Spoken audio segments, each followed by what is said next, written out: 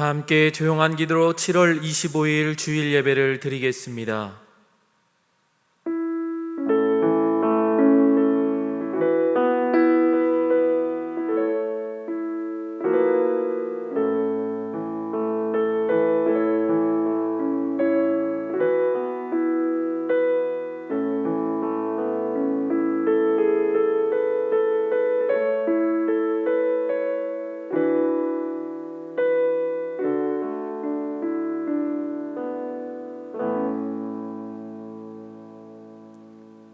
내가 전심으로 주께 감사하며 신들 앞에서 주께 찬송하리이다.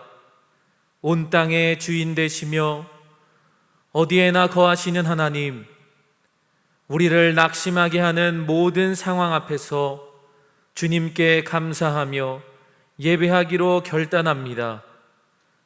주님의 이름을 찬양할 때 우리의 심령을 소생시켜 주시고 세상에 이길 힘을 주시옵소서.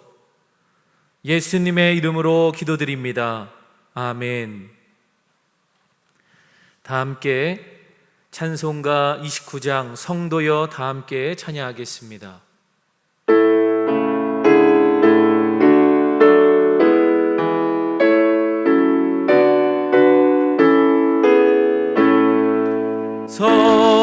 성도여 다 함께 할렐루야 아멘. 주 찬양하여라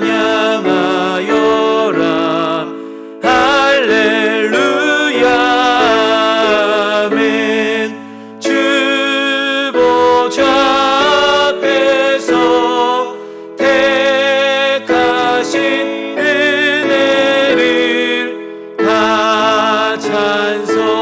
찬송하여라 할렐루야 아멘. 만문을 열어라 할렐루야 아멘. 온 하늘을 열라 할렐루야 아멘. 인도자 되시며 친구가 되신 주 그 사랑 끝없다 할렐루야 아멘. 주 찬양하여라 할렐루야 아멘. 찬양은 끝없다 할렐루야 아멘. 거룩한 집에서 준총기리며 늘 찬송 부르자 할렐루야 아멘.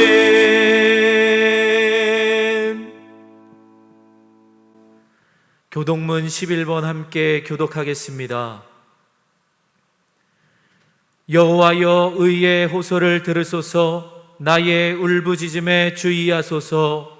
거짓되지 아니한 입술에서 나오는 나의 기도에 귀를 기울이소서.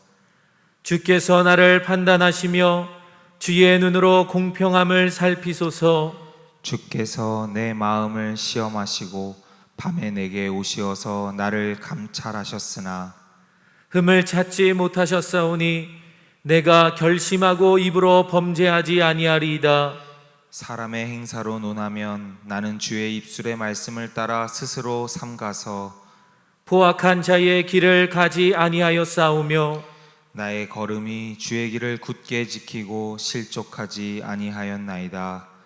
하나님이여 내게 응답하시겠으므로 내가 불렀사오니 내게 귀를 기울여 내 말을 들으소서. 주께 피하는 자들을 그 일어나 치는 자들에게서 오른손으로 구원하시는 주여 주의 기이한 사랑을 나타내소서. 아멘. 다 함께 사도신경으로 우리의 신앙을 고백하겠습니다. 전능하사 천지를 만드신 하나님 아버지를 내가 믿사오며 그 외아들 우리 주 예수 그리스도를 믿사오니 이는 성령으로 잉태하사 동정녀 마리아에게 나시고 본디오 빌라도에게 고난을 받으사 십자가에 못 박혀 죽으시고 장사한 지 사흘 만에 죽은 자 가운데서 다시 살아나시며 하늘에 오르사 전능하신 하나님 우편에 앉아 계시다가 저리로서 산자와 죽은 자를 심판하러 오시리라.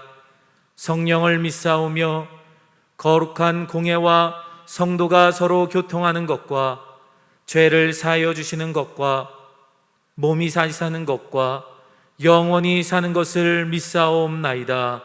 아멘. 성부 성자와 성령 찬송과 영광 돌려보내세. 대초로 지금까지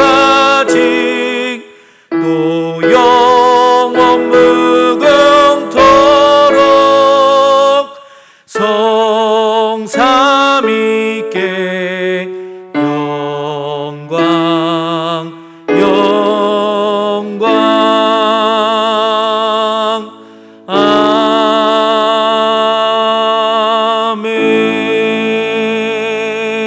아멘. 오늘 드려지는 예배를 위하여서 함께 기도하겠습니다. 전능하신 하나님, 거룩한 주일 주님께 우리의 마음을 다해 예배하게 하심을 감사합니다. 각자의 처소에서 우리의 시간과 장소를 구별하여 주님께 예배를 올려드립니다. 먼저 우리의 삶을 돌아보며 주님 회개함으로 나아갑니다. 매일 진정한 그리스도인으로 살기를 바라지만 너무나도 연약하여 불평과 불만과 시기와 질투와 미움 속에 살았음을 고백하오니 우리를 용서하여 주시옵소서. 또한 주님이 원하시는 사랑하고 용서하고 양보하며 배려하는 삶을 살지 못했음을 긍휼히 여기시고 우리에게 십자가의 은혜로 함께 하셨던 것처럼 다시 한번 우리를 회복시켜 주시옵소서. 그리고 무더위와 코로나19의 어려움, 교회의 문제, 우리의 삶의 문제, 많은 문제가 우리의 눈앞에 있습니다. 주님께서 구름기둥과 불기둥으로 이스라엘 백성들에게 힘을 주시고 눈동자와 같이 지켜주셨던 것처럼 우리의 삶의 더위와 코로나19의 어려움을 해결하여 주시옵소서.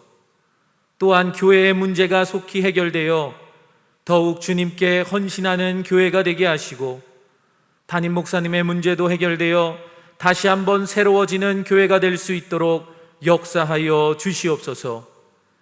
특별히 영아부부터 청년에 이르기까지 여름 사역이 온라인으로 시작되었습니다.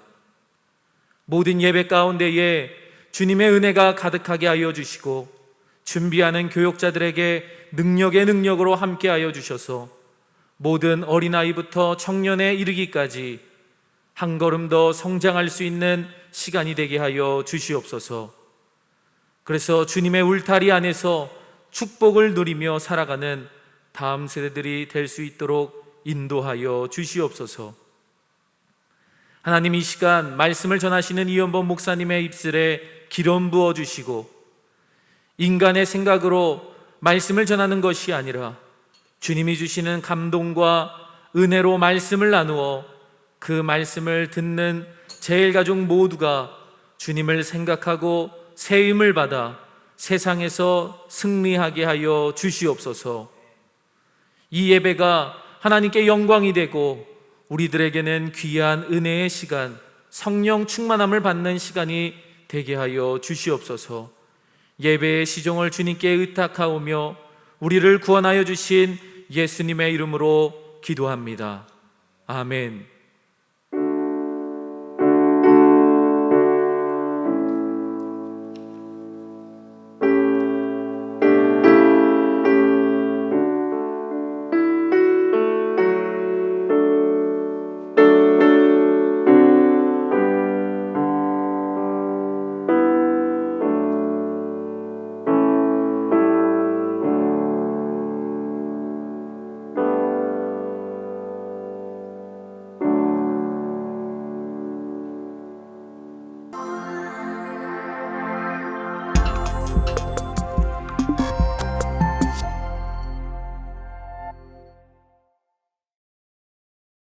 사랑하고 축복합니다. 2021년 7월 넷째 주 제일 뉴스입니다. 코로나19 거리두기 4단계 격상으로 시민과 교회를 보호하기 위해 모든 모임은 미디어로 진행됩니다. 거리두기 4단계 연장으로 8월 8일 주일까지 모든 예배를 미디어 예배로 드립니다. 제일가족은 각자의 가정과 자리에서 예배를 지키고 기도해 주시기 바랍니다. 새벽 기도회, 수요 행복한 예배, 주일 예배 및 각 모임은 미디어로 진행됩니다. 정성을 다해 예배를 준비하시기 바랍니다. 첫째, 예배 시간을 정하여 구별합니다. 둘째, 예배드릴 장소를 정하고 구별하여 깨끗이 주변을 정돈합니다. 셋째, 단정한 복장을 갖추어 입습니다. 넷째, 예물은 온라인으로 드리거나 성경책 등에 모아두었다가 드립니다. 다섯째, 예배 10분 전부터 기도로 준비합니다.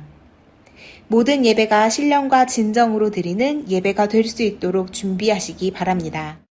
교회 학교 및 청년부 여름 사역이 온라인으로 진행되고 있습니다. 영아 유치부는 주일 오전 9시 45분, 유초등부는 10시 30분에 유튜브 채널에서 진행됩니다. 청소년부와 청년부는 8월 한 달간 진행됩니다. 교회 학교 및 청년부 온라인 여름 사역이 은혜롭게 진행되도록 기도해 주시기 바랍니다. 모임 및 기타 안내입니다. 7월 여선교회 연합 속회는 거리두기 4단계로 인하여 없습니다. 8월 손으로 묵상과 생명의 삶을 사무실에서 판매합니다. 정기 구독자들은 받아가시기 바랍니다. 한 주간도 승리하시는 제일가족 되시기 바랍니다. 감사합니다. 이 시간 부어주실 말씀의 은혜를 기대하시면서 찬송가 250장 구주의 십자가 보혈로를 함께 찬양하겠습니다.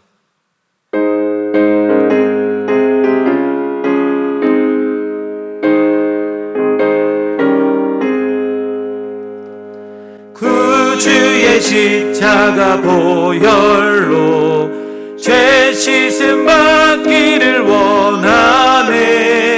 내 죄를 씻으신 주 이름 찬송합시다. 찬송합시다.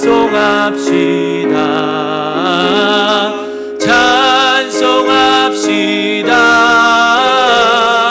내 죄를 씻으신 주 이름 찬송합시다.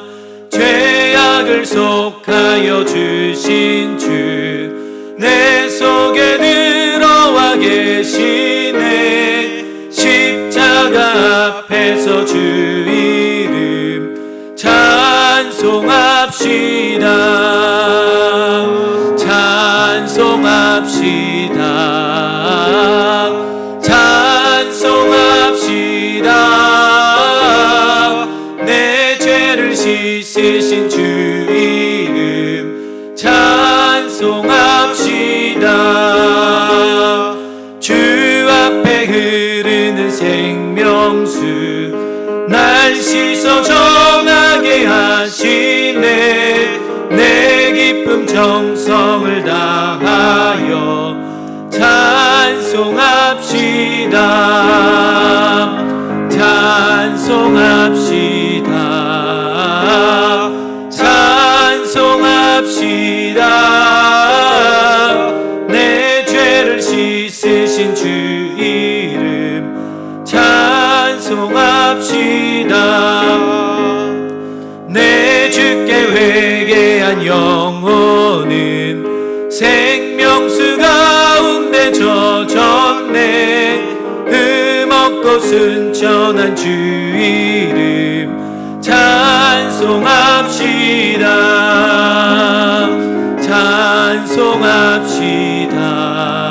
찬송합시다. 찬송합시다. 내 죄를 씻으신 주 이름 찬송합시다.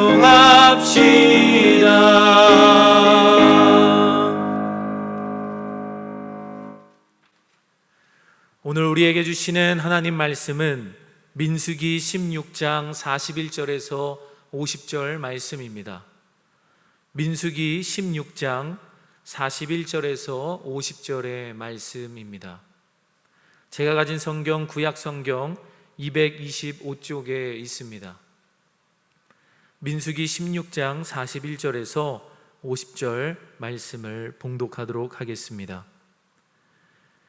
이튿날 이스라엘 자손의 온 회중이 모세와 아론을 원망하여 이르되 너희가 여호와의 백성을 죽였도다 하고 회중이 모여 모세와 아론을 칠 때에 회막을 바라본즉 구름이 회막을 덮었고 여호와의 영광이 나타났더라. 모세와 아론이 회막 앞에 이르매 여호와께서 모세에게 말씀하여 이르시되 너희는 이 회중에게서 떠나라. 내가 순식간에 그들을 멸하려 하노라 하시매 그 두 사람이 엎드리니라. 이에 모세가 아론에게 이르되 너는 향로를 가져다가 제단의 불을 그것에 담고 그 위에 향을 피워 가지고 급히 회중에게로 가서 그들을 위하여 속죄하라. 여호와께서 진노하셨으므로 연병이 시작되었음이니라. 아론이 모세의 명령을 따라 향로를 가지고 회중에게로 달려간즉 백성 중에 연병이 시작되었는지라. 이에 백성을 위하여 속죄하고 죽은 자와 산 자 사이에 섰을 때에 연병이 그치니라. 고라의 일로 죽은 자 외에 연병에 죽은 자가 14,700명이었더라. 연병이 그침에 아론이 회막문 모세에게로 돌아오니라. 아멘. 이 시간 이연범 목사님께서 뛰어라 제사장이라는 제목으로 하나님의 말씀을 대언해 주시겠습니다. 말씀 전하기 전에 잠시 기도하겠습니다. 하나님 감사합니다. 부족한 저희들을 다시 은혜의 자리 앞으로 이끄시고 말씀 앞에 서게 하시니 감사합니다. 우리의 심령을 두루 감찰하시는 주님께서 이 시간 말씀 앞에 우리의 심령을 찔러 쪼개게 하여 주시고 또한 마음의 문을 여시고 영적인 눈을 여시고 영적인 귀가 열려서 오늘 나에게 들려주시는 하나님의 말씀이 선명하게 들려지는 시간 되게 하여 주시옵소서. 전하는 자나 듣는 자나 주의 말씀 앞에 겸손하게 하여 주시고 엎드려 순복할 때에 귀한 열매 맺는 예배자들 다 되게 하여 주시옵소서. 얼굴과 얼굴을 맞대어 함께 말씀을 나누지 못하는 이 시간일지라도 시간과 공간을 초월하시는 주님께서 특별히 강권적으로 역사하시사 부족함 없는 은혜로 채워 주시옵소서. 모든 것 주님께 맡겨드리며 예수님의 이름으로 기도드립니다. 아멘. 사랑하고 축복합니다. 사랑하고 축복합니다.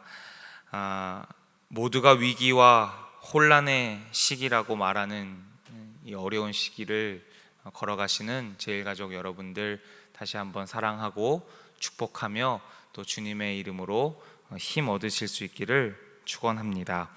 끝을 모르는 답답함을 걸어가고 있는 이 상황 속에서 사랑하는 여러분은 어떻게 지내고 계십니까?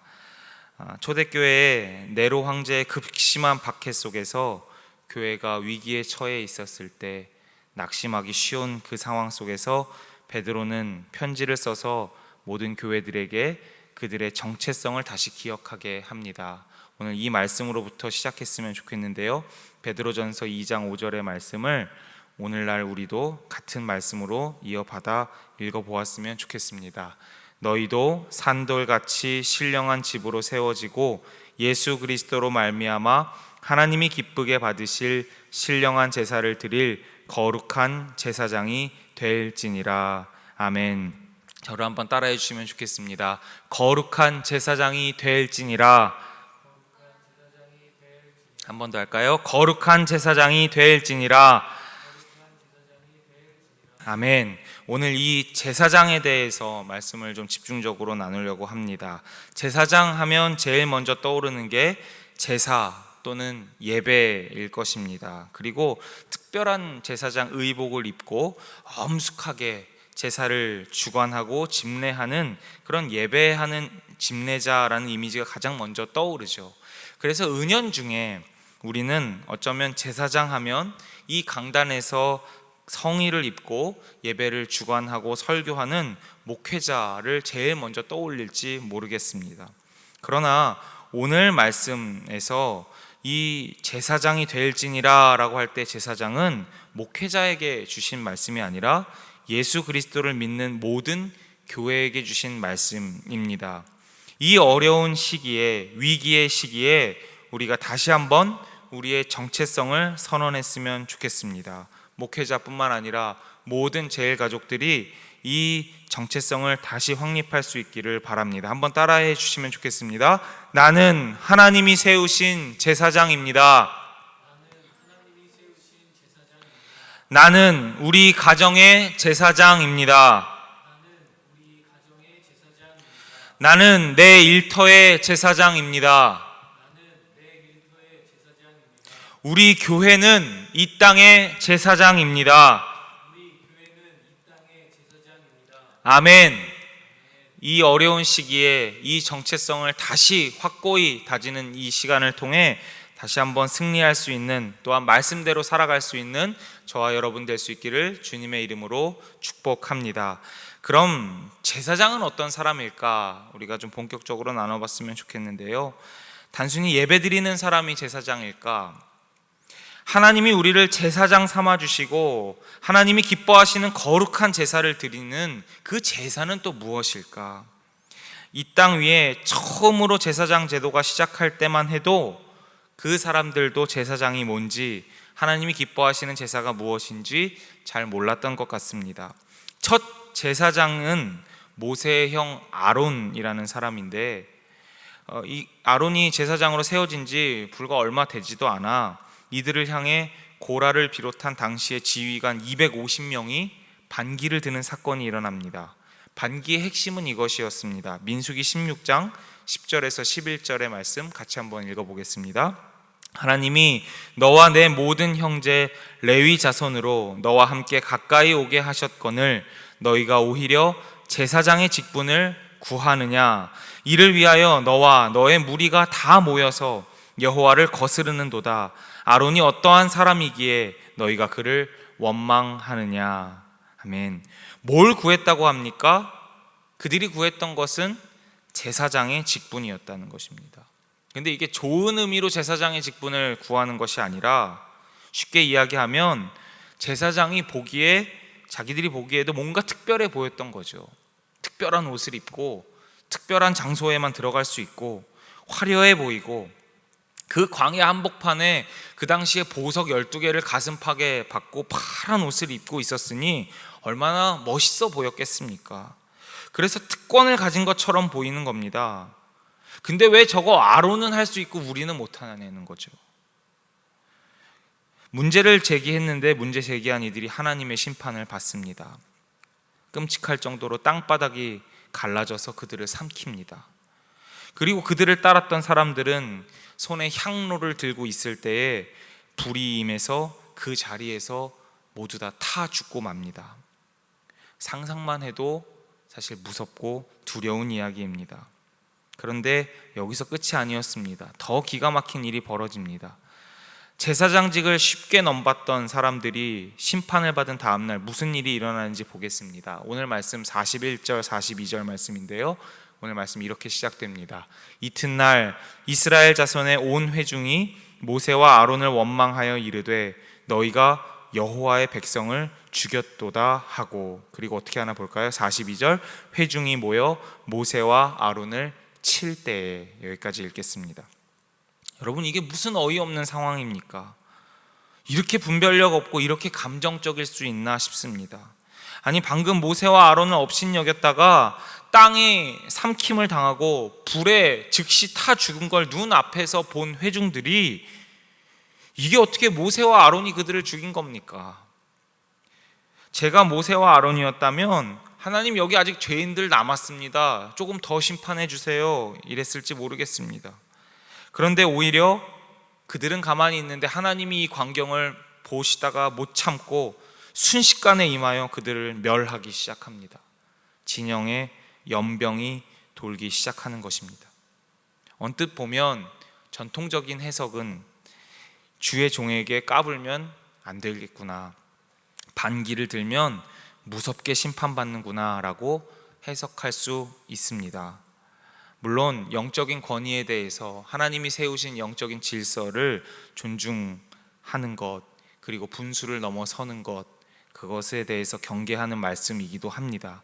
그러나 더 깊은 차원에서 이 말씀에 깔려 있는 질문은 과연 제사장이 뭐길래? 라는 것입니다. 과연 제사장이 뭘까? 왜 고라와 그를 따랐던 사람들은 심판을 받고 왜 모세와 아론은 살아나게 되었을까?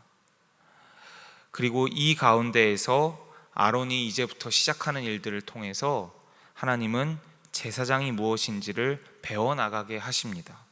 그래서 오늘 본문 말씀을 통해서 제사장은 무엇을 바라보는 사람인지, 제사장은 어디 서 있어야 하는 사람인지, 제사장은 어떤 기도를 드려야 하는지 이 세 가지를 좀 살펴보도록 하겠습니다. 첫 번째는 제사장의 시선입니다. 제사장은 어디를 바라봐야 하는 사람인가? 46절 말씀 같이 한번 읽겠습니다. 이에 모세가 아론에게 이르되 너는 향로를 가져다가 제단의 불을 그것에 담고 그 위에 향을 피워 가지고 급히 회중에게로 가서 그들을 위하여 속죄하라.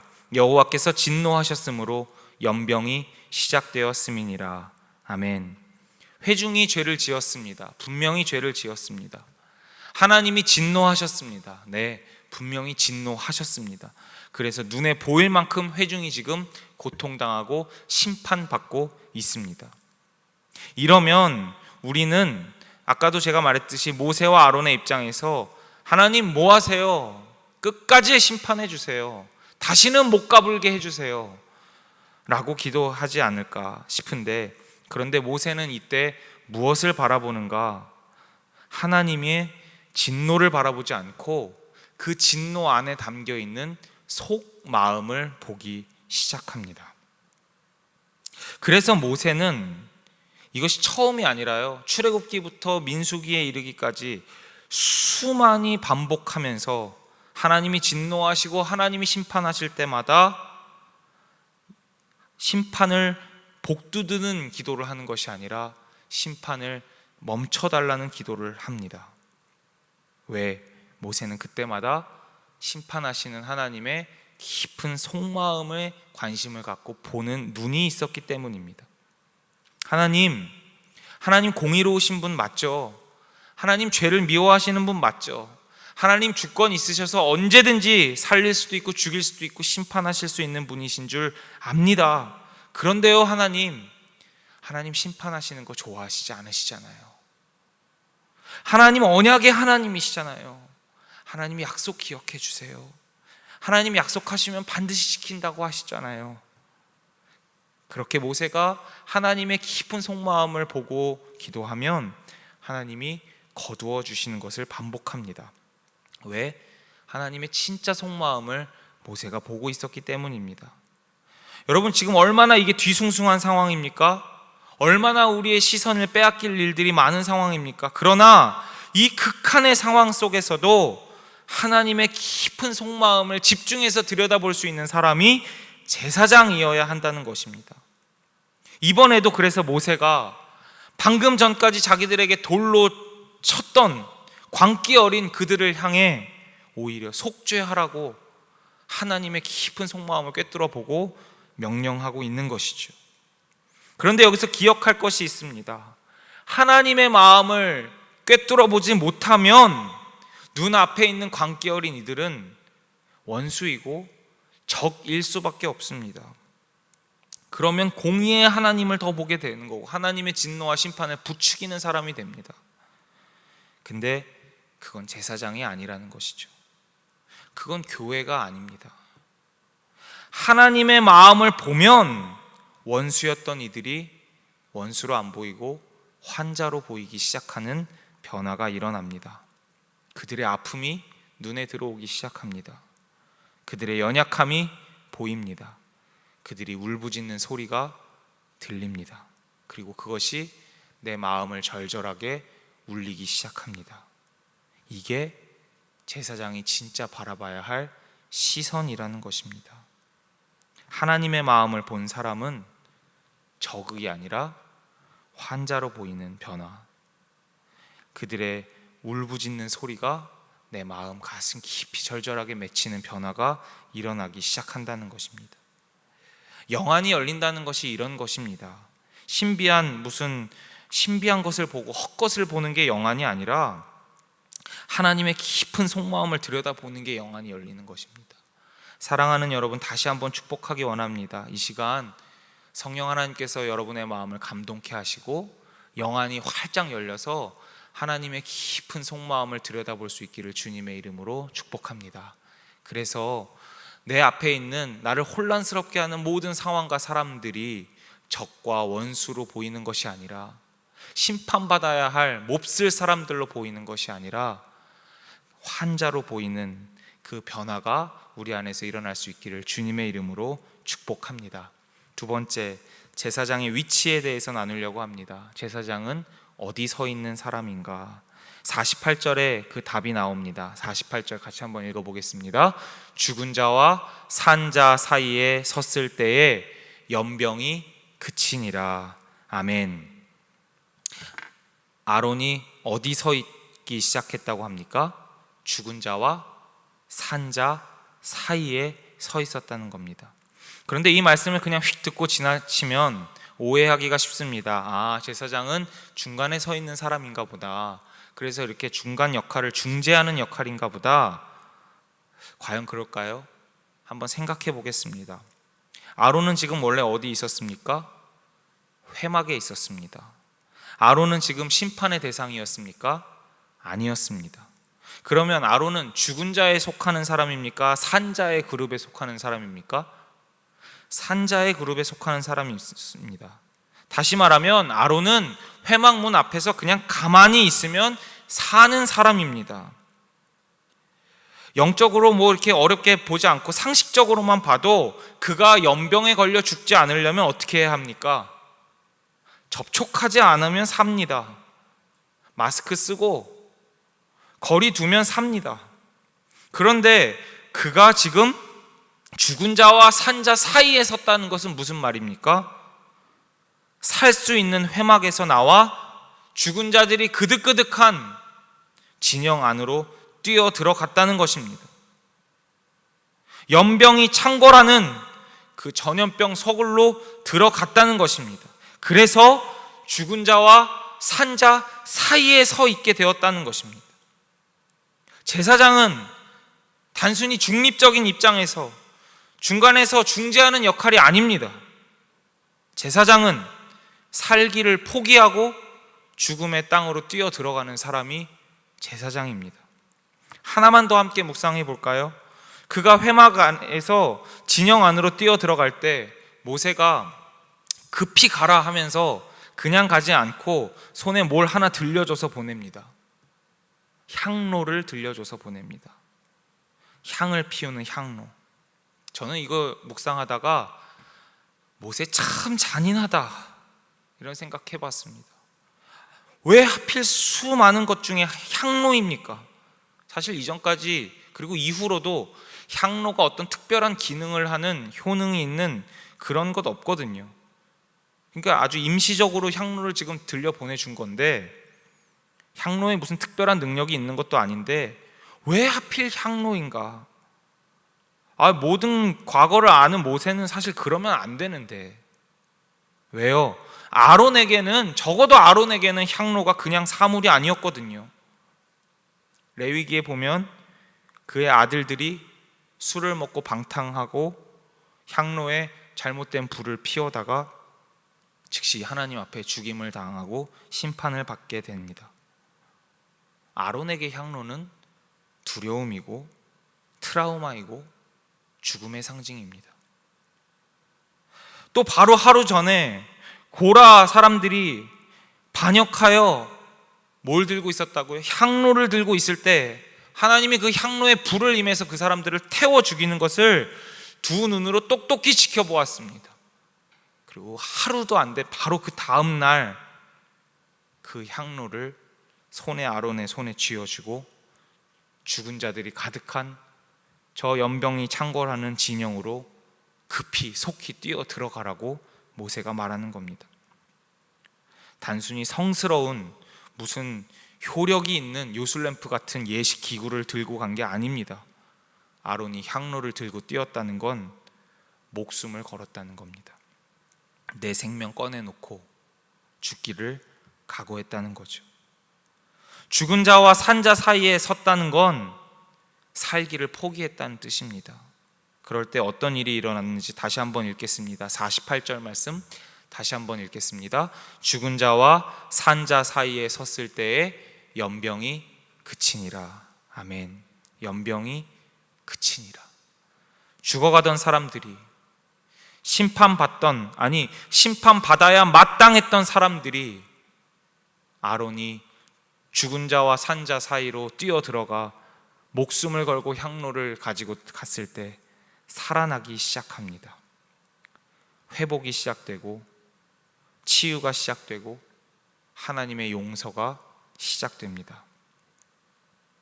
우리가 살아가는 지금 오늘날이 뒤숭숭하다고 말씀 많이들 하시죠. 말씀 앞에서도 제가 위기라는 말 많이 썼죠. 많은 사람들이 지금 신음하며 고통스러워하고 죽어간다고 하죠. 근데 왜 이렇게 우리가 문제가 해결이 안 될까요? 제사장으로 부름받은 사람이 산자의 땅에 머무르면 문제는 해결되지 않습니다. 제사장으로 부름받은 교회가 이 땅에서 산자의 땅에만 머물러 있으면, 아무도 죽으려 하지 않으면, 아무도 죽은 자와 산 자 사이로 들어가지 않으면 문제는 해결되지 않습니다. 제사장으로 부름받았다는 교회와 성도가 내 권리, 내 주장, 내 안위, 그걸 붙들고 있는 한 하나님의 진노는 그쳐지지 않습니다. 그걸 버려야 용서가 시작되고 치유가 시작되고 회복이 시작되는 것이죠. 그러나 누구도 죽지 않으려 하기 때문에,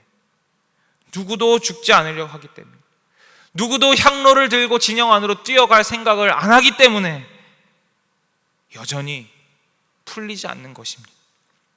성경은 처음부터 끝까지 일관되고 강력하게 단순한 진리를 우리에게 알려줍니다. 죽어야 다시 산다는 진리 말입니다. 다시 살기 위해 나는 날마다 죽노라. 더 이상 어떻게 선명하게 우리에게 진리를 알려주실까요? 예수 안 믿고 성경 모르는 사람도 이순신이 한 명언을 보면서도 감동받습니다. 그리고 그게 진리라고 말합니다. 하물며 특별 계시를 받은 예수 믿은 교회가, 제사장으로 부름받은 교회가 죽은 자와 산 자의 자리에 서기를 주저할 때, 병든 세상과 환자들이 가득한 세상과 아픈 문제와 하나님의 진노와 심판이 풀리지 않고 계속될 것입니다. 사랑하는 여러분, 다시 한번 우리는 제사장으로 부름받았다는 것을 기억하고, 특별히 위기의 시대에 베드로 사도가 거룩한 제사장이 될지니라 라고 교회에게 선포한 말씀을 기억하시면서 우리가 지금 어느 자리에 서 있어야 하는지를 돌아보시기를 주님의 이름으로 축복합니다. 마지막 세 번째는 제사장은 어떤 기도를 해야 하는가에 대해 나눠보려고 합니다. 47절 말씀입니다. 47절 말씀 읽겠습니다. 아론이 모세의 명령을 따라 향로를 가지고 회중에게로 달려간즉 백성 중에 연병이 시작되었는지라. 이에 백성을 위하여 속죄하고. 아멘. 100세 가까이가 되는 90살 먹은 노인 아론이 회중에게로 뛰어갑니다. 그리고 무엇을 했는가? 백성을 속죄했다고 합니다. 뭐라고 속죄했을까요? 아론이 뭐라고 기도했을까요? 이건 같은 상황에서 모세가 어떻게 기도했는지를 보면 추측해 볼 수 있습니다. 민수기 14장 19절에 보면 비슷한 상황 속에서 모세가 중보한 기도 내용을 알 수 있습니다. 읽어보겠습니다. 구하옵나니 주의 인자의 광대하심을 따라 이 백성의 죄악을 사하시되 애굽에서부터 지금까지 이 백성을 사하신 것 같이 사하시옵소서. 아멘. 쉽게 말해 주여 용서하여 주시옵소서. 주여 다시 한번 살려 주시옵소서. 주여 저들이 심판받아 마땅하지만 다시 한번 기회를 주시옵소서. 하나님이 하나님의 백성에게 듣고 싶은 기도는 이것입니다. 하나님이 특별히 구별한 제사장에게 듣고 싶은 기도는 이것입니다. 내가 죄를 미워해서 너희를 심판하고 때로는 너희를 징계하고 너희를 고난의 터널로 내몰아 넣을지라도 너희는 이와 같이 기도해라. 주여 용서하여 주시옵소서. 이것이 제사장 된 우리가 이 위기의 시대를 살아가는 오늘날 해야 하는 기도입니다. 저 인간은 양심이 화인 맞아서 회개를 몰라 하고 찢찢찢 혀를 찰 것이 아니라 회개하지 못하는 그 사람의 죄악을 내 죄로 끌어안고 고군분투하며 씨름하며 눈물 흘리며 기도하는 사람이 누가 있겠습니까? 구약 성경의 수많은 선지자들은 자기가 지은 죄도 아니지만 조상들이 지었던 죄를 가지고 나의 죄로 끌어안고 몸부림치며 눈물 흘리며 금식하며 회개 기도했습니다. 왜? 제사장으로 부름받은 성도됨을 알았기 때문에 그렇습니다. 하나님의 속마음을 볼 수 있었기 때문에 그렇습니다. 죽은 자와 산 자 사이에 서봤기 때문에 그렇습니다. 누군가가 회개를 못한다면 오늘 그거를 내가 끌어안고 회개해 보면 어떨까요? 우리 민족이 지금 회개를 하지 못하고 있다면, 우리 사회가 회개하지 못하고 있다면, 우리 교회가 회개하고 있지 못하고 있다면, 누군가가 회개하고 있지 못하고 있다면, 내 가족 중에 한 사람이 회개를 할 줄 모른다면 제사장 된 내가 먼저 그 죄악을 나의 죄악으로 끌어안고 눈물 흘리고 금식하며 기도해 보면 어떨까요? 그게 하나님이 찾으시는 제사장의 기도입니다. 허물이 보일 때마다, 문제가 보일 때마다 눈을 흘겨보고 혀를 차고 손가락질하고 뒷담화를 하는 것이 아니라 내 죄로 끌어안고 주여 심판받아 마땅한 줄 아오나 용서하여 주시옵소서. 다시 한번 기회를 주시옵소서. 살려주시옵소서. 그 기도를 하는 게 제사장의 기도라는 사실을 기억했으면 좋겠습니다. 이렇게 90살 먹은 노인이 진영을 뛰어다니면서 목숨 걸고 향로를 손에 들고 주여 용서하여 주시옵소서. 자기를 불과 몇 시간 전에 돌로 치려고 했던 그 죄인들을 향해 그렇게 기도했던 아론의 모습을 보면서 대제사장 되시는 예수님이 보였습니다. 누구보다 하나님의 속 깊은 마음을 먼저 읽고 원수되었던, 십자가에서 당신을 거역했던 우리를 원수가 아니라 환자로 보시고 우리의 고통 소리를 들어주시는 예수님. 천국의 영광, 하나님 보좌 다 포기하시고 죽은 자들의 땅으로 내려오셔서 산 자와 죽은 자 사이에 십자가를 세워주셨던, 그리고 보혈을 흘려주셨던 예수님. 목숨 걸고 생명 걸고 우리를 살리시겠다고 하신 예수님. 그리고 십자가 위에서 끝까지 조롱하는 인간들을 향해 아버지 저들이 죄를 모른다고, 저들의 죄를 용서해 달라고 기도하셨던 우리가 믿는 예수님. 아론의 모습에는 예수님이 담겨 있었습니다. 그리고 아론의 일대기 중에 가장 아론이 거룩한 순간, 아론이 가장 제사장다운 순간이었습니다. 그리고 이것이 세상을 살리는 유일한 구원의 길임을 성경은 다시 한번 우리에게 말씀해 주시고 있습니다. 그리고 베드로의 사도의 말을 빌어 이것이 위기와 절망의 시대를 살아갈 때에 교회가 다시 갖춰야 할 정체성이자 사명임을 알려주십니다. 여기까지 설교문을 써놓고 정직하게 고백하면 사실 오늘 말씀은 저도 개인적으로 소화가 잘 안 됐습니다. 제가 다 자신이 없으니까 전하기도 너무 싫었습니다.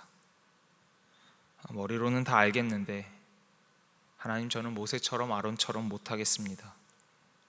여전히 저는 하나님의 속마음이 커보이보다 나에게 돌 던지는 사람들이 밉습니다. 여전히 죽어가는 땅보다 살 수 있는 땅에 어떻게든 서 있으려고 몸부림칩니다.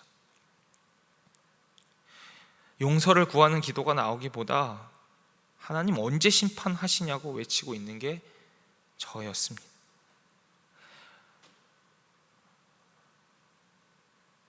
머리로는 다 알겠는데 되지 않는 그 갈등을 치열하게 겪으면서 하나님이 어젯밤에 다시 한번 본문을 보는 중에 이렇게 물어보시는 것 같았습니다.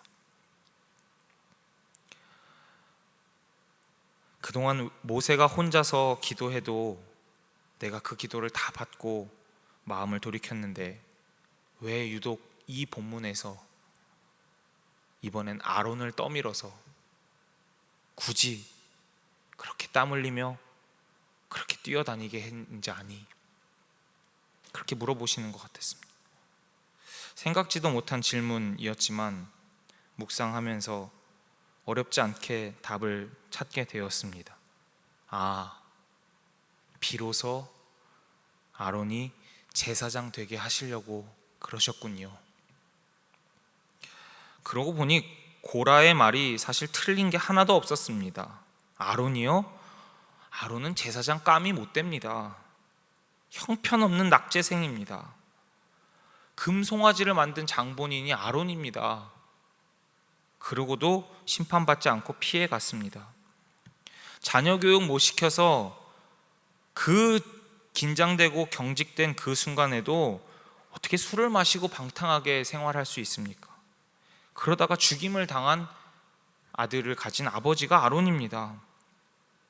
고라만 지금 이런 게 아니라 아론도 모세에게 시기 질투하면서 모세의 자리를 탐하고 모세를 끌어내리고 싶어 했던 흑역사도 있습니다. 물론 그동안 하나님이 만들어주신 제사장 옷은 입었죠. 보석 박히고 화려했죠. 규칙들 열심히 배워서 학습해서 익혀서 수행하면서 제사 많이 드렸습니다. 근데 폼만 잡을 줄 알았지 제사장이 뭔지는 몰랐습니다. 모세의 그늘에 숨어 살았지.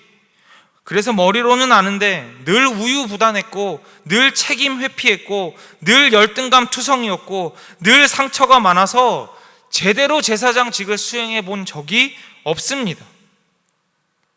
자기 살 길 찾기 바빴고 비겁했던 아론이었는데, 그런데 그가 지금 이 위기의 순간에 얼떨결에 모세에게 떠밀려 향로를 들고 진영 안으로 들어갔을 때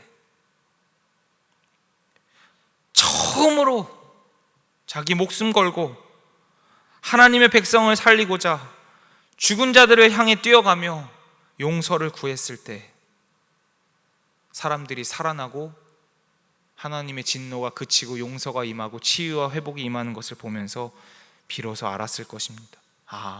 이게 하나님이 나에게 맡겨주신 제사장직이구나. 분명히 저는 확신합니다. 모세가 속히 가라고 했고 아론이 뛰어 들어갔다고 하는데 첫 걸음은 마치 제가 오늘 이 강단에 서기 직전까지 고뇌했던 것처럼 이 향로를 내가 들 수 있을까? 내가 저 죽은 자들의 연병이 가득한 땅으로 뛰어 들어갈 수 있을까?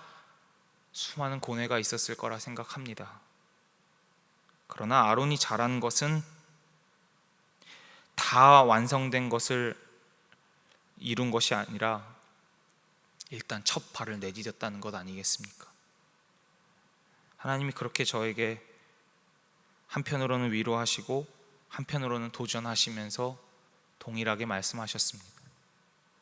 지금은 제사장이 필요한 때다. 지금은 산자의 땅에서 머물러 있는 종교인이 아니라 지금은 죽은 자들을 향해서 목숨 걸고 뛰어 들어갈 제사장이 필요한 때다. 아론이 완벽해서 아론이 예수님처럼 성숙한 신앙을 가져서 그걸 한 게 아니라 누구보다 낙제생이었던 아론이었지만 그가 용기 내어서 모세의 말에 순종함으로 한 발짝 내딛고 첫 기도를 했을 때 하나님이 살려주시는 모습을 보면서 그는 점차 확신을 하게 됐을 것이고 그의 발걸음은 점차 빨라졌을 것입니다.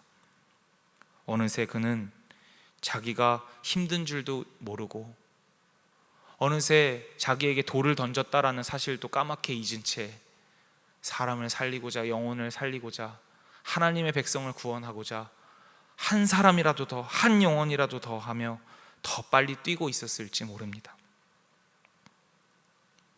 성경에 보면 민수기의 기록에 따르면 60만이 넘는 장정이 이 당시에 있었다고 합니다. 그런데 이 일이 끝나고 나서 죽은 사람이 15,000명. 그러면 나머지 59만 5천 명은 아론의 기도가, 아론의 땀방울이 살린 것입니다. 저는 이게 오병이어보다 더 큰 기적으로 다가왔습니다. 말씀 정리하겠습니다. 교회에 못 모이는 이때에 온 땅이 여러 가지 문제로, 여러 가지 위기로 신음하고 아파하는 이때에 하나님이 교회로 부르신 우리에게 원하시는 건 많은 예배당에 모여서 우리의 세를 자랑하는 특권을 주장할 때가 아니라 지금은 회막을 뛰쳐나간, 예외 상황이지만 회막을 뛰쳐나간 제사장, 그리고 그 제사장의 헌신과 기도가 필요하다고 말씀하십니다. 너가 완벽하지 않아도 좋다. 너가 얼떨결이어도 좋다. 너가 제사장의 기준에 못 미치는 낙제생이어도 좋다. 지금까지 너가 얼마나 비겁해왔고 얼마나 책임을 회피해왔고 너가 얼마나 제사장이 뭔지 모르게 그저 폼만 잡고 있었는지, 그저 교회만 왔다 갔다 했는지, 그저 그냥 직분만 걸치고 있었는지 상관없다. 지금이라도 모세의 등살에 떠밀려 얼떨결에 뛰쳐나가라도 좋으니 뛰어라 제사장아, 뛰어라 제사장아. 이 말씀 앞에 한 걸음 내딛어 용기를 내어 죽음의 땅으로 가 주여 용서하여 주시옵소서. 이 기도를 시작하는 그 한 사람을 찾으신다고 주님께서 말씀하십니다. 여러분, 저도 자신이 없지만 우리 이 말씀 앞에 같이 한번 한 걸음 순종해 보시면 어떻겠습니까? 얼떨결에 우리가 이 성전 안에 모이지 못하고 다 나가게 된 이 상황에 용기 내어 한 걸음 더 내딛어 보시면 어떻겠습니까? 죽은 자와 산 자 사이에 서 보시면 어떻겠습니까? 용서하는 기도로 사람을 살려보는 일을, 그 사명을 감당하는 그 영광스러운 자리에 서 보시면 어떻겠습니까? 제사장이 필요한 이 시대에 하나님이 찾으시는 진짜 제사장들 되시기를 주님의 이름으로 축복합니다. 제사장 된 성도들이 가득한 제일 가족들을 통해 이 땅에 다시 부흥이 임하고 치유가 임하고 회복이 일어날 일을 꿈꾸며 말씀 전합니다. 여러분이 각자에 있는 처소에서 하나님 기뻐하시는 제사장으로 한 걸음만 더 내딛어 주시기를 부탁드립니다. 오늘 이 말씀 붙잡고 우리 주님 내가 여기 있사오니 함께 찬양하시면서 정성껏 준비한 예물 하나님 앞에 봉헌하고 기도하는 자리로 나아가겠습니다.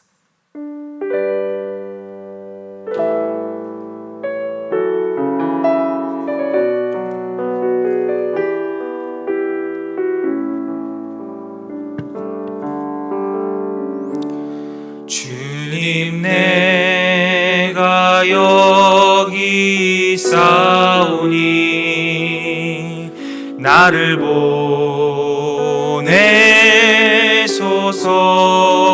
보내소서.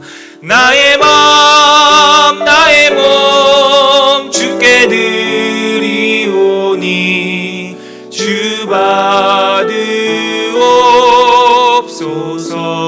받으옵소서. 주님 내가 여기 있사오니 나를 써주소서.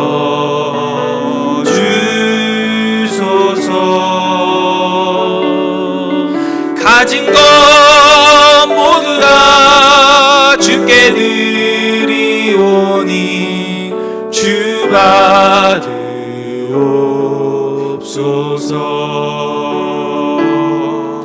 할렐루야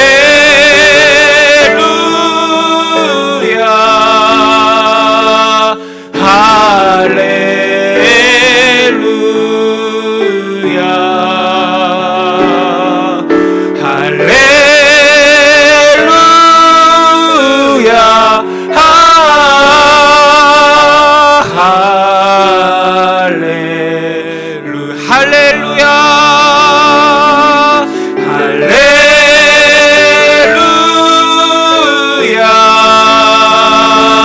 할렐루야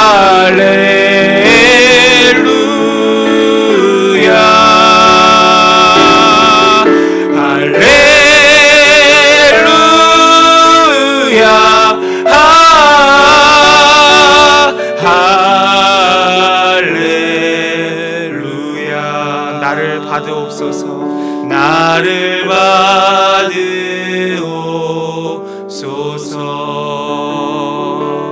나를 받으옵소서.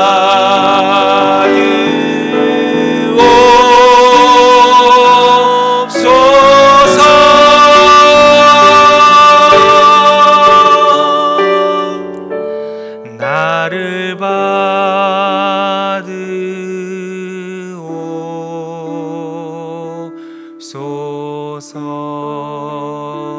이 시간 주신 말씀 붙잡고 저를 따라서 이렇게 기도해 주시면 좋겠습니다. 주여, 이 죄인을 용서하여 주시옵소서. 주여, 이 죄인을 용서하여 주시옵소서. 주여, 우리 가족들을 용서하여 주시옵소서. 주여, 우리 가족들을 용서하여 주시옵소서. 주여, 목회자들을 용서하여 주시옵소서. 주여, 목회자들 용서하여 주시옵소서. 주여, 성도들을 용서하여 주시옵소서. 주여, 성도들을 용서하여 주시옵소서. 주여, 이 나라와 이 민족을 용서하여 주시옵소서. 주여, 이 나라와 이 민족을 용서하여 주시옵소서. 우리 제사장의 기도를 마음에 품고 같이 합심하여 주님의 이름 한번 부르짖고 기도합니다. 주여,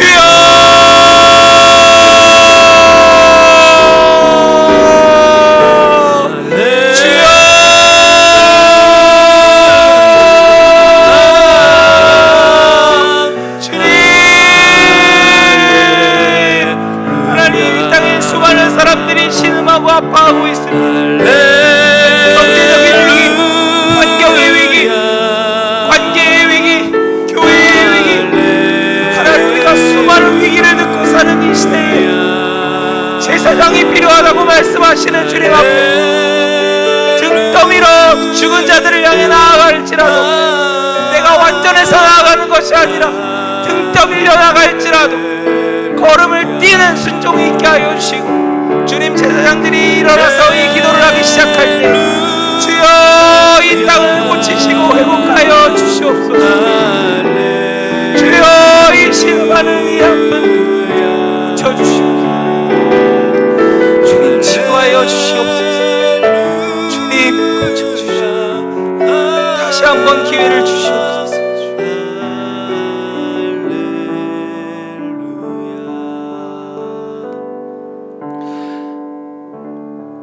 수많은 위기라는 단어 속에서 숨막힐 정도로 어려운 시기를 통과하고 있는 이때에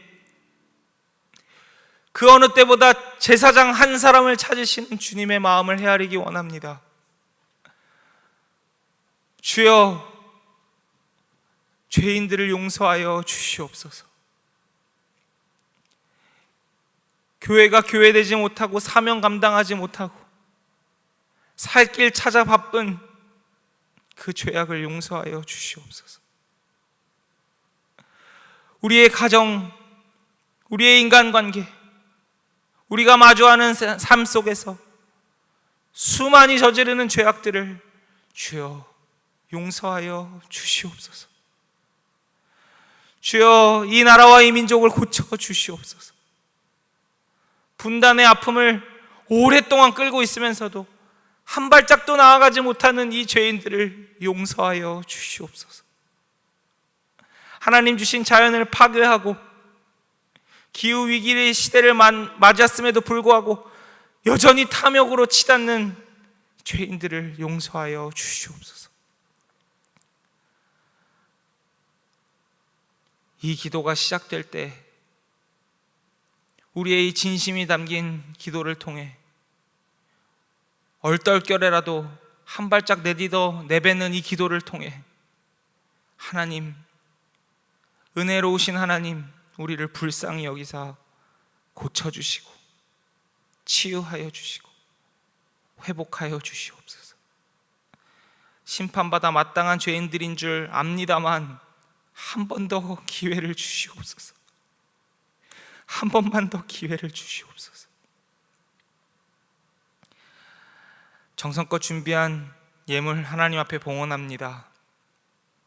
가장 어려운 때에 그러나 가장 귀한 마음으로 주님께 드리는 봉헌인 줄 아오니 하나님 귀하게 받아주시고 그 드리는 예배자들의 마음을 살피사 하나님께서 필요한 은혜를 채워 주시옵소서. 또한 드리고 나누는 이 일이 얼마나 복된 일인지 친히 경험케 하여 주시옵소서. 정성껏 준비한 예물 하나님 앞에 드릴 때에 하나님 기쁘게 사용하여 주시고 온전히 사용하여 주시고 정결하고 깨끗하게 사용하게 하여 주시옵소서. 이제는 우리 주 예수 그리스도의 은혜와 아버지 하나님의 무한하신 사랑과 성령님의 연약한 자와 동행하심의 역사와 그리고 탄식하며 중보하심의 역사가 심판자의 자리에서 내려와 중보자의 자리로 허울뿐인 특권을 벗어버리고 죽은 자와 산 자 사이에 서서 땀나도록 기도하며 뛰어다니는 제사장 되길 소원하는 당신의 귀한 아들 딸들 머리 위에 그 가정과 그 삶의 터전 위에 이제로부터 영원토록 함께하옵시기를 간절히 축원하옵나이다. 아멘.